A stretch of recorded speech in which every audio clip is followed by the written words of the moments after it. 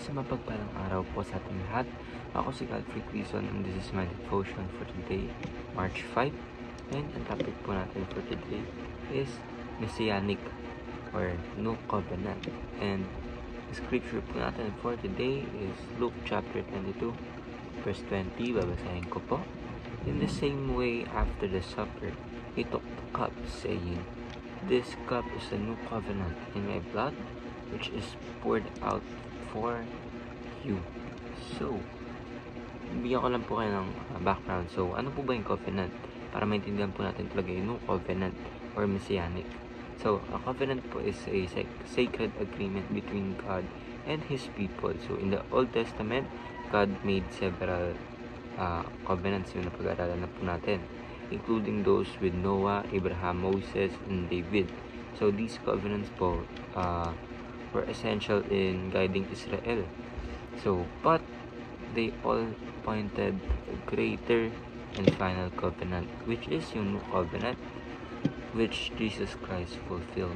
So, yung new covenant daw po is God's final and perfect covenant. So, ibig sabihin, the new covenant po is the new and eternal agreement between God and His people. So, established by Jesus Christ. Unlike the old covenant, which required obedience to the law of Moses and repeated animal sacrifice for sin, the new covenant brings forgiveness of sins through Jesus Christ's sacrifice, a transformed heart through the Holy Spirit, and direct access to God without the need for a temple or sacrifices.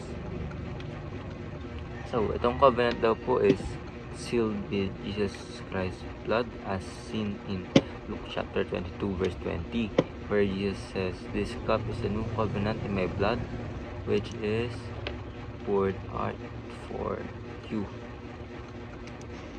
So, teachings po natin for today is Jesus fulfilled all of the covenants. So, ibig sabihin is Jesus is the fulfillment of all Old Testament covenants. Sabi nga po ni Jesus na lahat po ng sa Old Testament is about sa Kanya. Diba? He is promised Messiah who perfectly obeyed God and became the ultimate sacrifice for sin.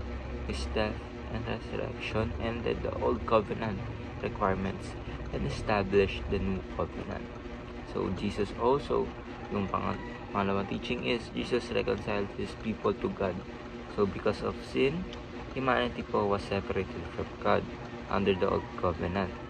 People had to follow laws, diba, nag-sacrifice sila and rituals to be made right with God. So, but in the New Testament po, Jesus became our mediator. So, allowed us to have a direct relationship kay God. So, ibig sabihin si Jesus po yung nagko-connect sa atin patungo sa ating Panginoon. So, number 3, the third teaching is Jesus expanded the people of the covenant. Ibig sabihin, the old covenant po was given to Israel, but the new covenant is for everyone who believes in Jesus. So, both Jews and Gentiles. This means that salvation is no longer based on heritage of following the law, but through faith in Christ alone. Galatians chapter 3:28 and Ephesians chapter 2 verse 11 to 22.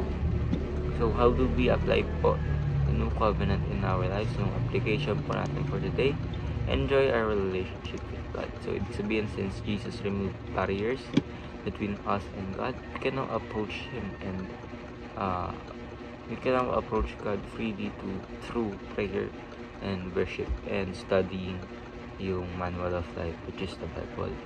See our adaptation as the greatest privilege. Ibig sabihin, we are no longer servants or followers. We are children of God. So this gives us confidence that we belong to Him forever. The last application is pause and meditate on God's faithfulness. Ibig sabihin, God never breaks His promises. The new covenant shows His faithfulness to forgive, transform, and be with us always. So, we should take time to reflect on His love and remain faithful to Him in return. So, ayun lang po. Ako si Godfrey Quizon and this is my devotion for today, March 5. So, sana po ay marami kayong tutunan. Ayun lang po ay God bless.